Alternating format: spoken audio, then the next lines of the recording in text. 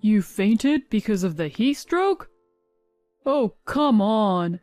You're already a useless wife, so don't try to bother me even more. Oh God, you're a real pain in the butt, you know that? I'm not going home today. I'm working until late at night. Also, I have an important meeting going on right now, so do something about it on your own. See ya! With that, my husband, Max, hangs up the phone. I fainted and I'm in pain, and this is how he treats me. I guess he doesn't care about me at all. What? The phone call I just had now? Oh yeah, it was something about my wife fainting. Oh, it seems like he didn't hang up the phone. Really, she truly is a useless wife. Oh, I have a great idea. I think I'll take this opportunity to throw her away and marry you since you're young and beautiful. Anyways, let's just enjoy what we have for now, shall we? Is this, perhaps? My name is Tessa. I live with my daughter, Rebecca, who just turned 5 years old, and my husband, Max, who is a hard-working man. Max is a friend of a colleague from the office where I used to work at, and Max was introduced to me by a colleague who couldn't bear to see me depressed after breaking up with my ex-boyfriend who I was dating at the time. We then began dating, and after about 3 years of dating, we got married. I worked for a few years after our marriage, but now I am a full-time housewife and actively participate in local volunteer activities. The reason I became a full-time housewife was because Rebecca was born. I had actually planned to return to work after my maternity leave, but because of Max, who insisted me to quit my job, I decided to quit my job and become a full-time housewife. According to Max, he says, "It is best for children to be with their mothers, especially if she is a girl." Max loved children since we first met, and had always said he wanted a child even when we just started to date. So, when he found out that I was pregnant, he cried with joy. During my pregnancy, he left work and came back home early to be by my side as I suffered from morning sickness. He was a kind husband. He remained the same even after our daughter, Rebecca, was born. Max was a devoted father who bathed Rebecca after he came home from work and took her to parks and theme parks on his days off. But recently, Max has been getting busier at work and was even working on his days off more and more. Dad, what do you want to do today? I want to draw at home. I'm sorry. I'd love to play more with you, Rebecca, but I really have to go to work now. So, let's draw together some other time. It has been about 2 months since this kind of conversation between Rebecca and Max was held every time he had a day off. It was sad and pitiful to see Rebecca being rejected by Max. Although I was sad, I also thought that Max was working really hard and doing this for us as a family. So, I couldn't really ask him to work less on his days off, which was a luxury we couldn't afford. And sometime later, around the time when the summer heat was at its peak, I was strangely concerned about the weeds growing in my garden that day, so I spent the rest of the morning weeding. I took a break for lunch around noon, and as I was finishing up cleaning, doing the laundry, and other household chores, it quickly became late afternoon. It was the time when elementary school children leave school. I took Rebecca with me and went out to help carpooling the kids as part of the local volunteer work. I was impressed by all the elementary school students who greeted me cheerfully in spite of the heat, and we finished the volunteering activity without any incident. When I returned home, dripping with sweat, the room was very hot.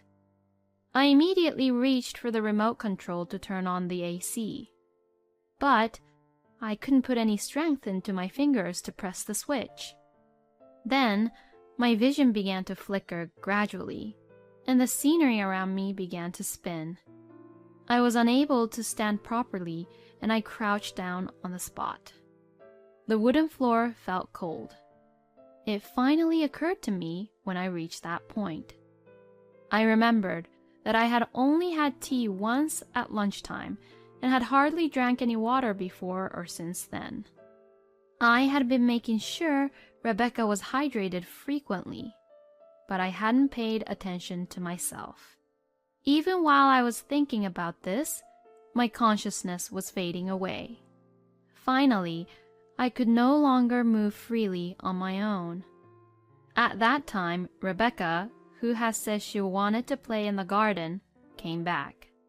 Seeing me fainted in the living room, Rebecca's eyes grew widely and was surprised to see me lying down on the floor. Mommy, what's wrong? Do you feel sick? Rebecca rushes over to me. I couldn't speak and just nodded. Then, Rebecca, even though she's very young, she sensed the urgency and ran out of the house and brought the neighbors over. Mommy fainted! Please help! The neighbor then used our home phone to call for an ambulance. While the ambulance was on its way to the hospital, I was barely conscious. I could see the worried faces of my neighbors who sympathized me and Rebecca. We arrived at the hospital and I was taken to the emergency room and was treated quickly. As I had expected, it was heat stroke. It seemed to be pretty serious, and I was instructed to take proper precautions against heat stroke from now on. Meanwhile, Rebecca was holding my hand tightly. It was as if she was encouraging me, which made me feel a little better. I decided to ask my neighbor, who had been accompanying me the whole time, to leave then. The neighbor had tried to keep me company until Max arrived, but I didn't want to bother the neighbor anymore. I would have to go and thank the neighbor after once I get much better.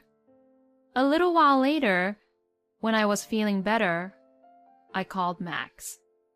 But I couldn't get through.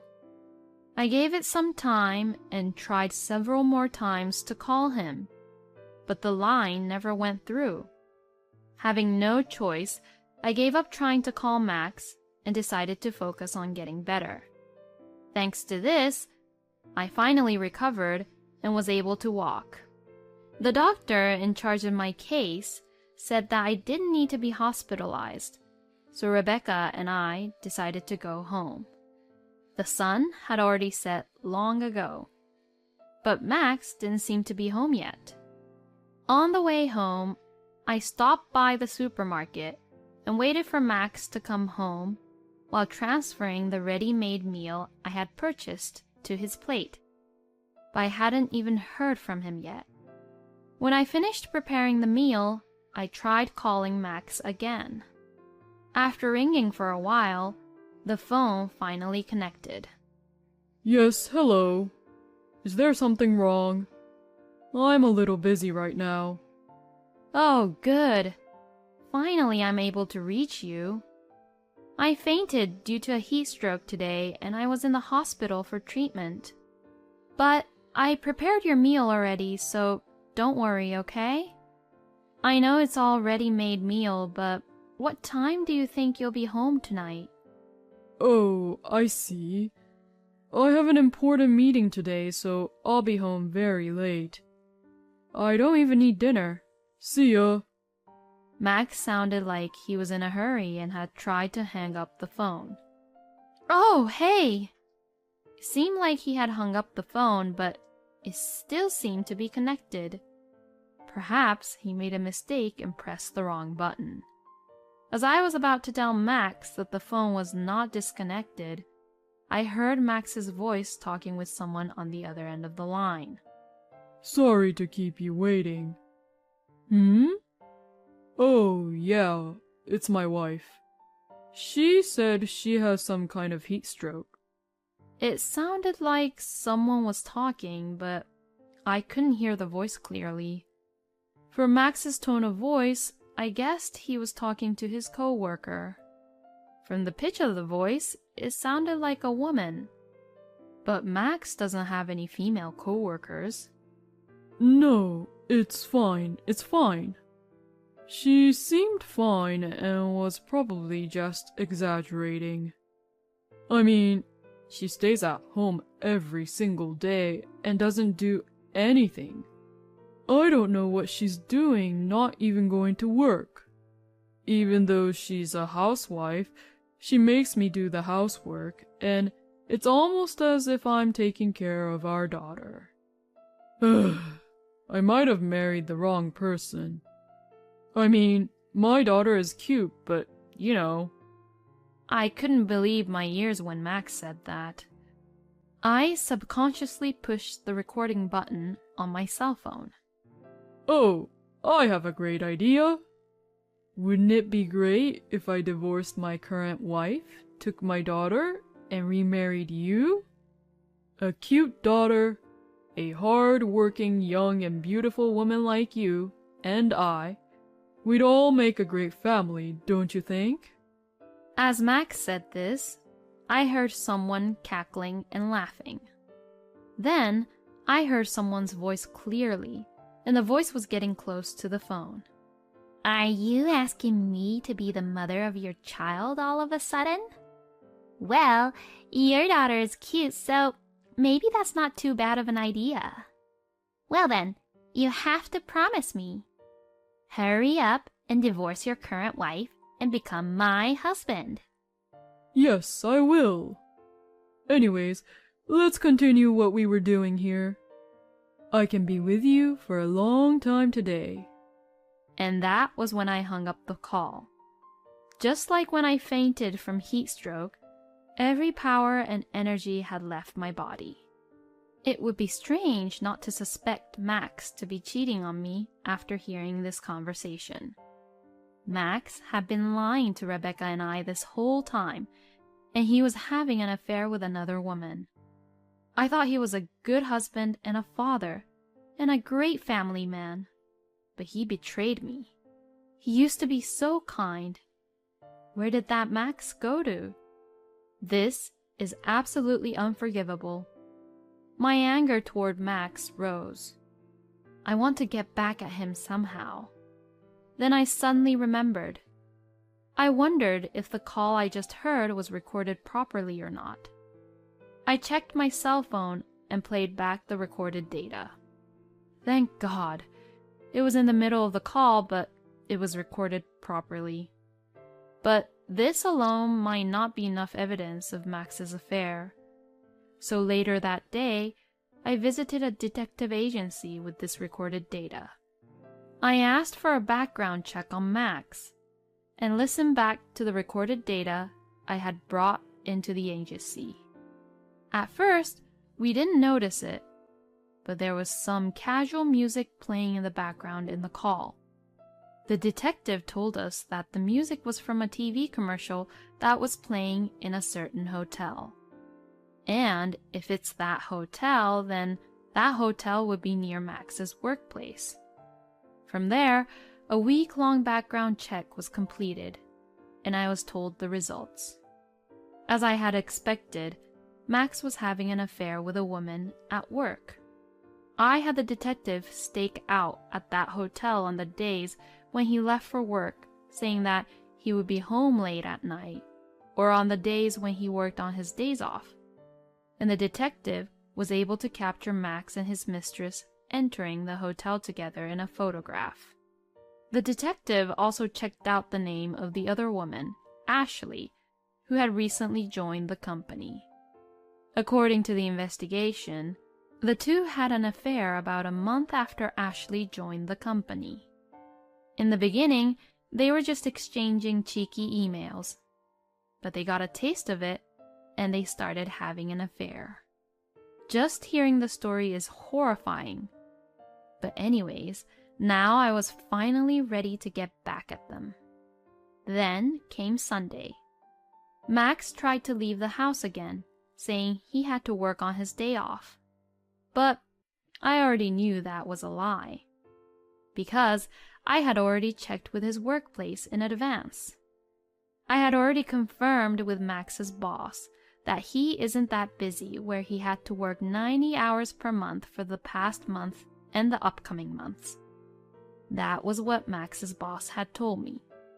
When I tried to confirm with Max's boss, he seemed to get some kind of hint while answering to my questions, but I just thanked him and quickly hung up the phone after.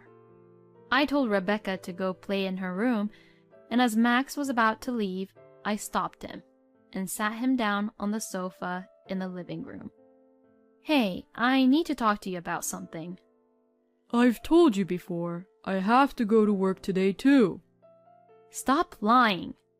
I know everything." I presented Max with the evidence of the affair that I had received from the investigation. Max then had a surprised look which said, "Oh crap. You know what I'm talking about, don't you? While I was in the hospital after fainting from heat stroke, you were happily having an affair yourself, weren't you? Rebecca was asking you to play with her, but you lied and had an affair with another woman, right? Do you realize what you did?" Then Max knelt down on the floor and bowed his head. Oh, I'm so sorry. I didn't mean it. Because it's that woman's fault. She forced herself onto me because she knew that I was easy to get to. I'm a victim too. I'll break up with Ashley, and the three of us will continue to be a family as usual. All right? Max said things that I couldn't tell if he was apologizing for making a mistake or making excuses, so I began to play something for him. It was that recording. Max's face turned red and then got pale as he listened to the recording. "The only reason I became a housewife is to fulfill your wishes. And when I say I'm doing the housework, you just take the garbage that I put together. You take care of Rebecca, you bathe her and play with her, but I'm the one who takes care of Rebecca during most of the day. Where did that kind and gentle person I knew go to?" Max mumbles on saying, That's... and but... "I'll divorce you just like you wanted. But I will raise Rebecca on my own as I always have. It's not good for her education if she stays with a liar like you. Oh, that's right. Of course, I will charge you alimony as well. You and your mistress will be both charged with alimony." As I said this, I threw the divorce papers at Max. Max just stared at it as it fluttered in the air. Then Rebecca, who was supposed to be playing in her room, came in. She had apparently gone to the bathroom. Oh?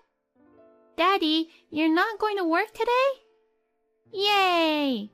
Then come play with me. Didn't you say the other day that you would draw with me? Rebecca said that as she hugged Max. At that point, Max finally realized what he had done and how he could never take it back, so he hugged Rebecca back and quietly started to cry. In the end, Max and I got a divorce. When I saw the two of them embracing together, I really questioned myself if I did the right thing, thinking that I might have taken her father away from my own daughter, but I decided that in the end, I chose the right thing. Some might think, how could I divorce someone over a single mistake? But thinking about Rebecca's future, I felt that her divorce was inevitable. Because a person who has betrayed you once is sure to betray you over and over again.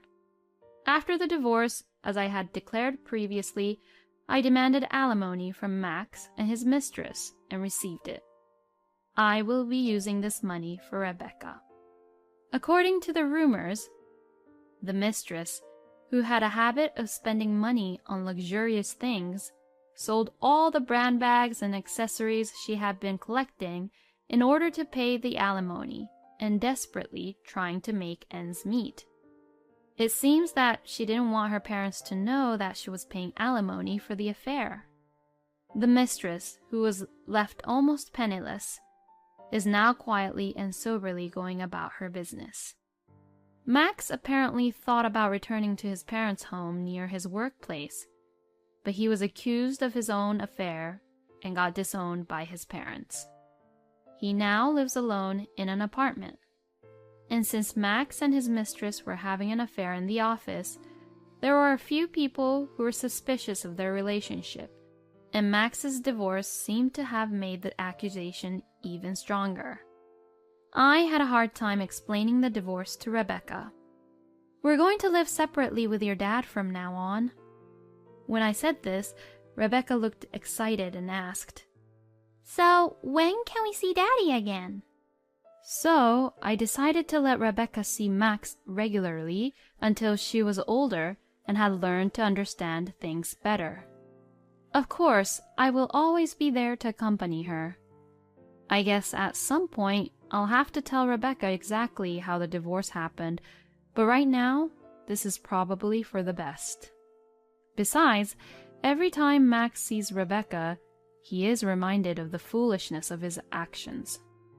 I hope he realizes what he had done and regret what he has done. As for Rebecca and I, we are able to continue to live in the house we have been living, thanks to the support of my parents. Thankfully, I also found a job.